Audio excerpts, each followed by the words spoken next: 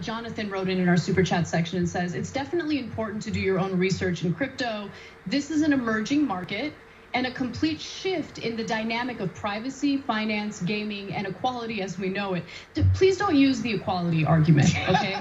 Like, I love you, Jonathan, I really do, and thank you for writing in. I really appreciate your perspective, but I just want you to think a little more critically and not, because no, think a little more critically, and Part 2, Anna, I want you to think a little more critically. Not only Anna, but all progressives, because, yeah, I see what everybody's saying on Twitter, and, yeah, I watch the TYT almost every day. And you're only looking at half of inequality. You're only looking at how much the rich people get taxed. Well, that's only part of the equation. And I would say it's actually the smaller part of the equation. The other part is access to capital, and that's where crypto comes in. And you have to look at the money supply, you know, and the process is, if you don't know how dollar bills are born, they're printed by the Fed, and then there's like a secret list of banks where, you know, they go to the banks next. And if you're a business, then you can borrow it from the bank at really low rates, and,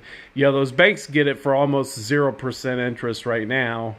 And it's like holding a carrot in front of the little donkey, and we are just the jackass donkeys chasing after the carrot. That's the only way we get it. Now, let's compare that to if you wanted to start a business. You're not going to get those low percent APY loans for infinity dollars like the insiders who are in the Fed money supply chain. In fact, I am a business person, and most of my business stuff ended up on a credit card where I got to beat the market to even begin to pay the interest. And I always compare mining. It's as if part of that money supply, you know, the dollar bills come off the printing press, and some of them go to whoever chooses to do the work. And it was the first job. They don't even know what color you are when you do it. You just do the work, you get paid. It's so transformative and equalizing. When I'm president of America in 2024, I actually want to try to revamp the Fed